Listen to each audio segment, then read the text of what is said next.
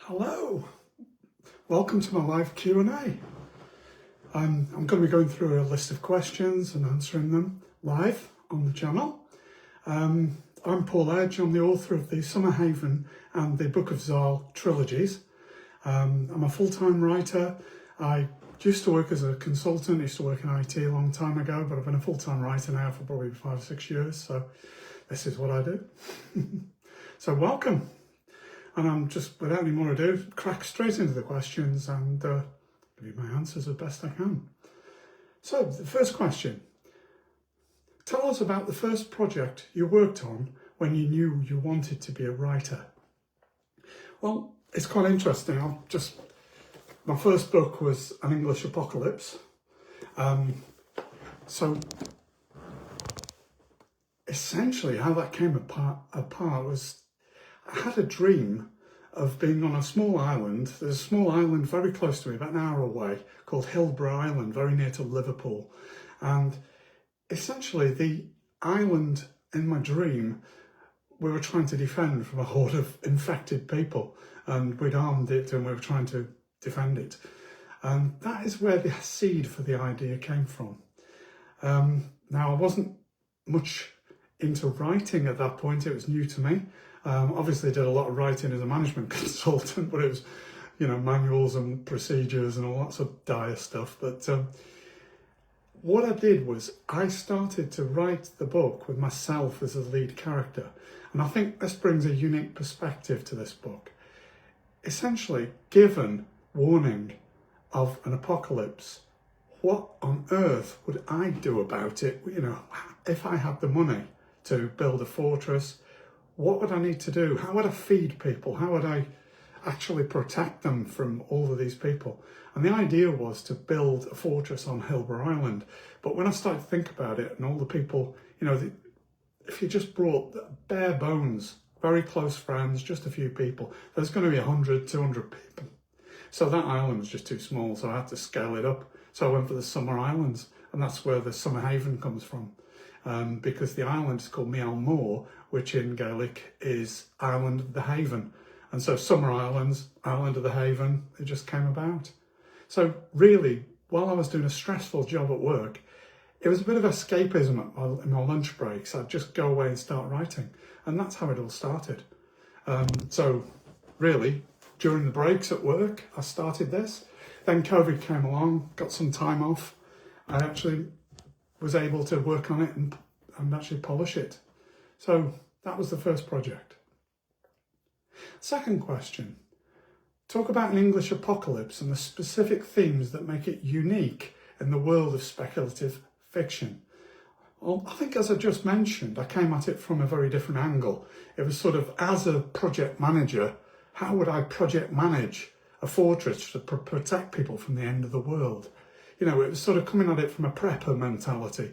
What stuff do I need to hoard to protect myself and my family and my friends? Who do I need to get involved? I'm an ordinary guy. I'm not a military man. I've got no background. What do I need to do to get myself ready for this? What does my mind go through when I'm trying to prepare? And then more importantly, it got really difficult because it was sort of, I had to look at my work friends and who would I bring in and get them to help me to build this fortress and defend it. And that's where it got difficult, because then the question is, how would I convince them? They think I was mad. I've just bought this island in Scotland. I'm building a fortress because the end of the world's coming. Are you coming along to help me out? They just laugh. So a whole scheme of lies and subterfuge had to happen to bring along his friends. And it was quite a difficult problem. So I came at it as if it was myself. And that was what makes the story unique. There's an awful lot of information in there about things you need to think of when you're actually going to build such a defensive fortress, and how you're going to feed the people, how you're going to plough the islands when they're in a cool climate like the Summer Islands is a pretty cold place. So it was also then trying to put myself in the position of the people that I was bringing along for the ride, the team, if you like. How would I get them to work together once you got over the barrier of thinking it was a plausible project for some reason or other, which I won't spoil? But going through all of the sadness and elation with each of these different people when they find that they can't take their parents with them because they're too old to contribute to the commune. You know, they can't take everybody they know. There are a small number that each of the seven leaders would be able to take with them, and they have to go through all that horror and sadness. And you know, it's really trying to make it an implausible story very plausible and very realistic, and I think it's quite unique from that point of view. Everybody's affected differently by the disaster. Did you have a favourite character to write in the book? What made them so compelling? Well, Francisco Sanchez was my favourite. He, quite early on in the story, loses his family to the infection, and he has to sit there and watch his family die, and it's a terrible thing for him. The chap who narrated the first book for me, Alex Jacobs from Salem University in the US, he said it was actually brought him to tears when he read this. Just the thought of, you know, the character being in that position. And it leads him to becoming a berserker, and it just leads him into sheer rage. So when he finally leaves the apartment and goes out into the world where it's full of infected people, he becomes an absolute monster.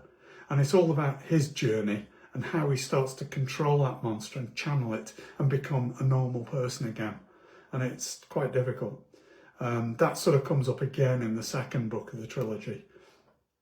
So really, Francisco was quite fun to write, really, because he was absolute bonkers. You know, he just went mad and was like killing fests.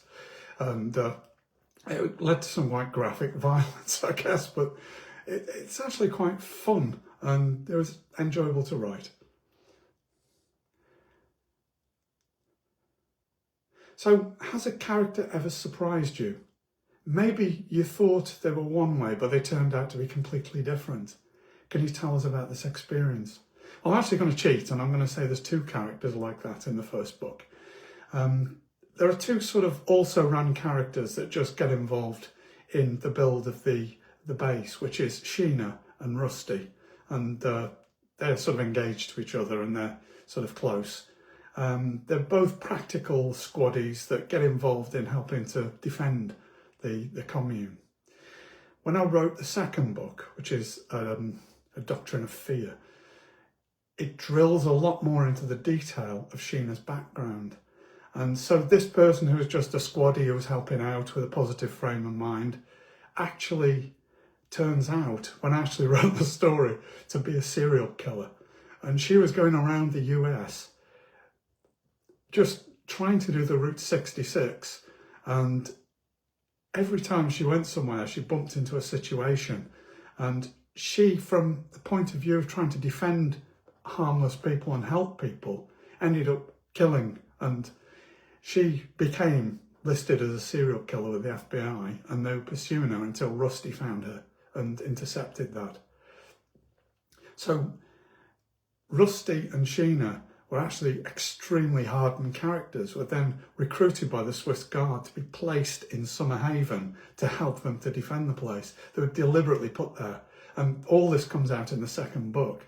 And it completely changed their personalities. So when I took them through into the third book, they were different, you know, and it really evolved as we went along. You know, in the first book, they were lovable rogues, if you like. And in the second book, it actually took a darker turn, because they were fighting demons and various other things. So,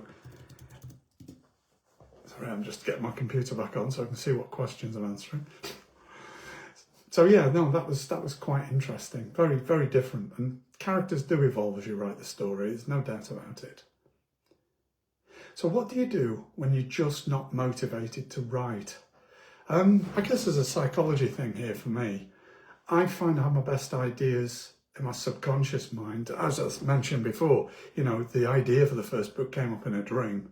So these ideas pop into my head when I'm not thinking about writing at all. So the best thing I can do is, when I'm at a bit of a log jam and I can't think of any ideas, do something else. You know, I'm rarely demotivated.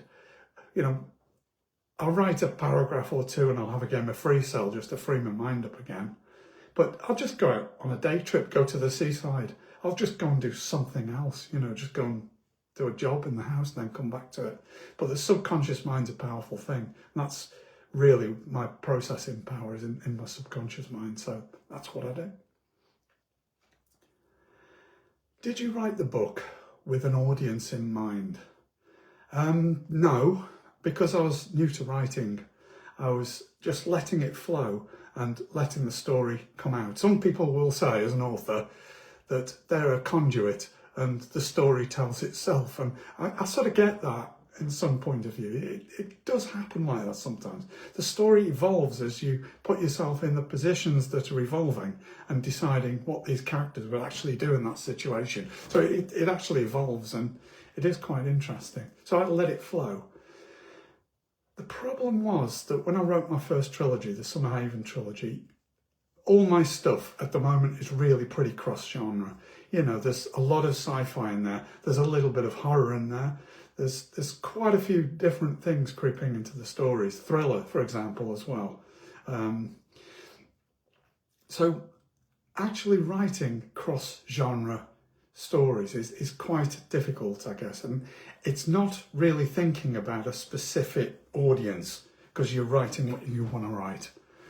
I think what I'm doing nowadays is a little bit different, is in that I'm targeting genres a little more easily.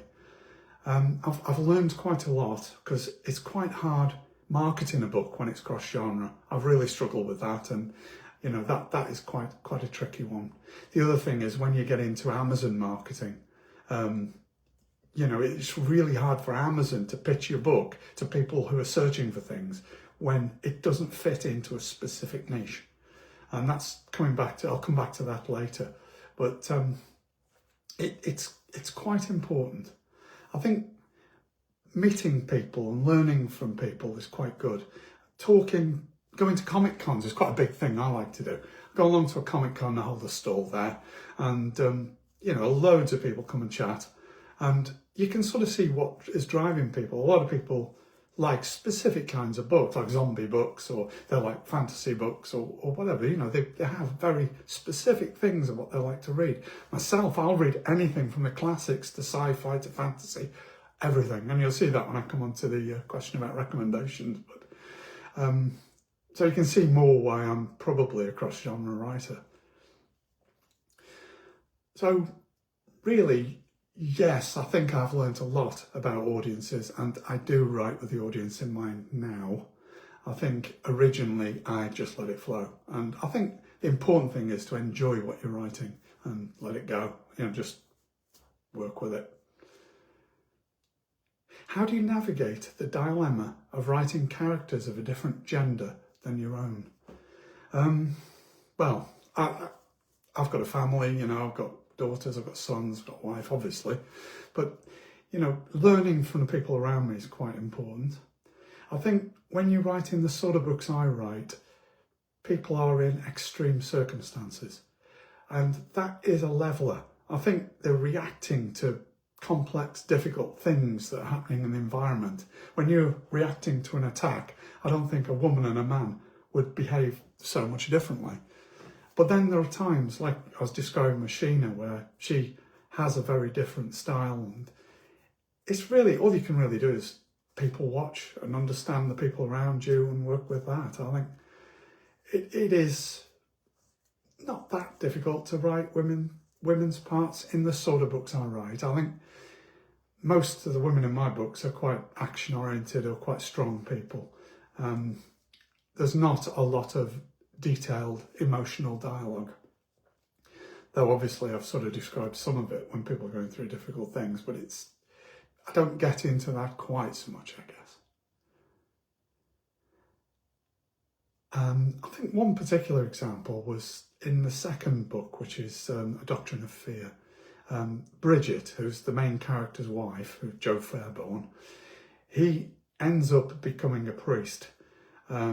And I won't go into why because it'll be a spoiler again, but his wife has to live with that because she knew that he was an agnostic up until the point of being influenced. And for him to suddenly change his polarity like that was quite difficult for her. So actually writing that was quite hard. But my editor is my wife, Elaine, and so I draft things and then we work together on some of these parts too. So that's another build, is getting somebody involved and working with them and letting them help you, you know. Did you bring your own personality or people from your personal life into your writing? If so, how?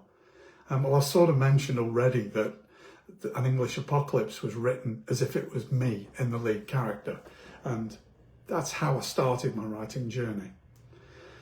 The 7 people in the team that he forms, including him, are all based on people I knew at some point or other in my career, people I trusted and people I want to pull in if I was in this situation. So yes, all the main characters are based on real people. I think then, once the story was written and it had been developed, I did change the characters a little bit after to make them a bit different and give them different names and stuff like that. But I started off with their real names in the book, which then was altered. So yes, the first book is very much based on people I know. The subsequent books aren't, but there's always characteristics that creep in from people I know. You know, in the Book of Zal, there's a character called Kevin, and there are 2 people that I know that are very much building that personality. One called Kevin, funnily enough, sounds a bit familiar, doesn't it? The other one was somebody called Roger, and I've sort of rolled these 2 people together and sort of mix and match some of their characteristics to build that personality. So, yes, I bring a lot of features and traits and personalities from the people I know. It's natural, it's what I do. I've met a lot of people over the years as a management consultant. I've worked with lots and lots of people, so I've got a very rich portfolio to work from. Not everybody was super nice either, so I've got quite good material for baddies too, but I'm not going to tell you who they were. Get lynched probably. If you could change the world by doing one thing, what is something you would do right now? Well, that's a pretty tricky question. I think I'd like to just take down some of the barriers between people. I think culture and religion and quite a lot of other things create artificial barriers, and people are very similar when you get down to it. If you can eliminate those barriers and get people to work together, you know, get rid of bureaucracy and greed and power, and get people to work for the common good and work together and not be selfish or try to do things for their own reasons, that would be what I'd do. But any ideas how I do that? Crikey. In this day and age, it's quite a toughie, but fingers crossed. So, here's a good one. Recommend some of your own favourite novels to our community. Now, I'm assuming that question is not just aiming at sci-fi, because I read a lot of classics, you know, from War and Peace right the way through. I'll read lots of different things. So, some of my favourite novels. There's some particular favourites that you will all like, and it's not worth going through them. I love Tolkien. I love the Jack Reacher novels. I love H.P. Lovecraft, you know, but I don't need to tell you specific books as recommendations for that, because everybody knows these people. So specifically, I think Stephen Donaldson's a particular favourite of mine. You'll see that coming out in some of my later work. The first 3 books of the Thomas Covenant saga were absolutely superb. I loved those. I know the first one's a bit difficult, especially in this day and age, because it deals with somebody who isn't very nice at first and he learns to be a bit better, but there are reasons for that, but it's not very pleasant, and some people get offended by it, I think, but it is a fantastic story. Also the Gap series, you know, that deals with difficult situations as well, but it's a great sci-fi series, that one, whereas Thomas Covenant's more of a fantasy. Another favourite of mine, Wilkie Collins, The Woman in White, the very first probably detective story ever. I love that book, really well written, great story, love it. I love Bram Stoker's Dracula, that's a fantastic story, especially when it's written. David Gemmell, Swords of Night and Day, absolutely love that. Now, one you might not have heard of is Dan Worth, the Progenitor series of Sci-Fi. Absolutely great. You know, the guy's a professor at Bradford University, and he writes his books on the side, and he does a great job. Absolutely love the Progenitor series. I'd check them out. One you'll all have heard of, Dan Simmons' Hyperion. You know, I think they're great. Dean Koontz, Odd Thomas and Jane Hawke, they were good. But another one's quite interesting is F. Paul Wilson with his Repairman Jack stories. I really like those. They're a little bit light-hearted and a bit less serious, but there's a lot of taken from those. You know, they're sort of, it's almost like the Jack Reacher of sci-fi, really. Gets involved in a lot of occult situations, and it's really quite fun. I like the F. Paul Wilson stuff. You know, Repairman Jack's quite good. It's really fun. One you may not have heard of, Warren Roberts' The Whore of Babylon. That's a good detective story if you like that sort of thing. One I really like, and you will have heard of, is H.G. Wells' Time Machine. I think that is absolutely fascinating how things are going. It was written such a long time ago, and it projects us into a world where the Eloi live without having anything to do, and they're just provided with food. And the Morlocks, who are like the engineers who work under the ground. You know, it makes you start to wonder when AI gets better and better. AI starts doing stuff, robots start doing stuff. We could end up in that situation quite easily. It would be quite scary, the thought of how good a prediction the Time Machine actually is. So there's some recommendations, maybe more than you bargained for, but there you go. You'll have heard of some of them, maybe you won't have heard of some others. Excuse me for a second.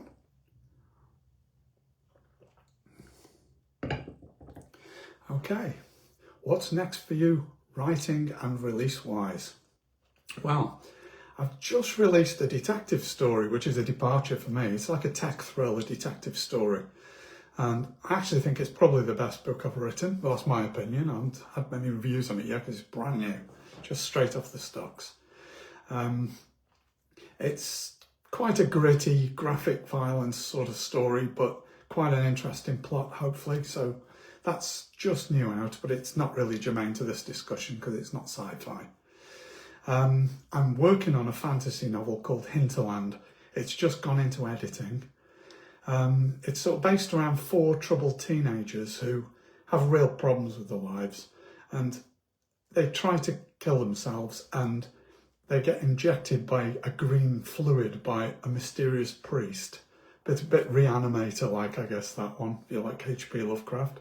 But it transports them to a magical fantasy world with giants and dragons and all the usual fantasy stuff, set in the ancient city of Care, which is Chester.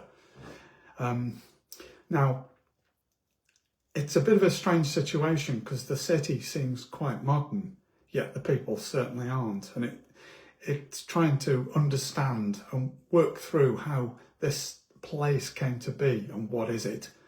Also, these young people learn to make friends with each other and to develop as human beings together, and they become very close friends. So that the inevitable return back to their real world, they become more rounded people and they seek each other out in the real world. And so it's quite an interesting story, I hope. I'm just getting through the editing on that. In the pipe way off, there may be another sequel to my detective story, maybe another sequel to Hinterland, but haven't really got my head around those yet. But quite a lot going on, quite a lot. If you could offer some advice to a new author, what would it be? I think my biggest piece of advice is try to stick to a genre if you can. Don't spoil your stories, don't spoil your creativity, but if you can fit into a genre, it'll be much easier to sell your books and get them out there. It was a mistake I made, but I don't regret it because my goal is to write the books I want to write. It's not to make millions of pounds. So have a think about your marketing strategy first before you even put pen to paper. Think about the channels you're going to push your message through. Things like this is perfect. Social media, having a wide set of followers on social media is quite helpful. But also there's Amazon and how you use the marketing engine within Amazon. Quite a difficult thing.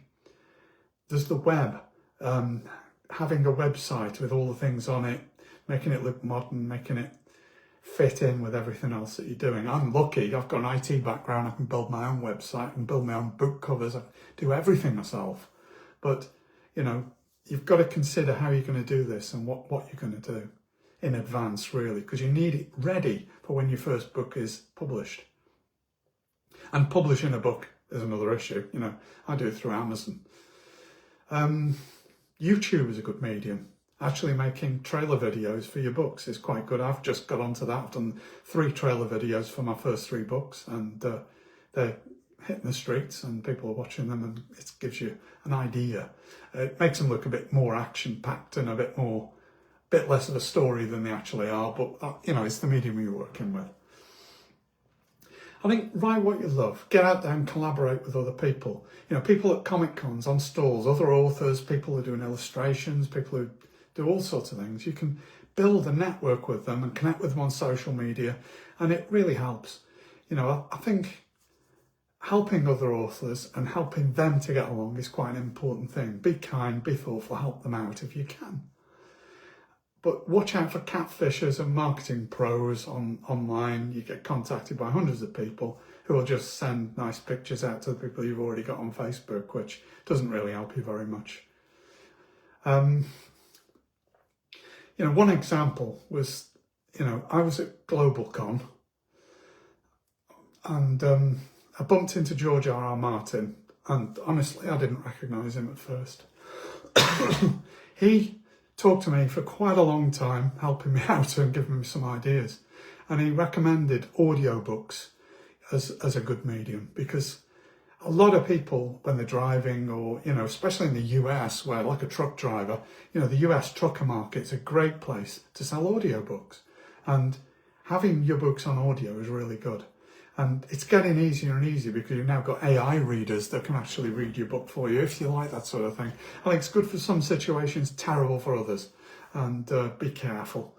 But, you know, I've got a guy who has narrated my first 3 books and it's gone really well. The 3rd one's going to be published soon. So audiobooks is another way of getting your books out there. So hell of a lot of stuff there.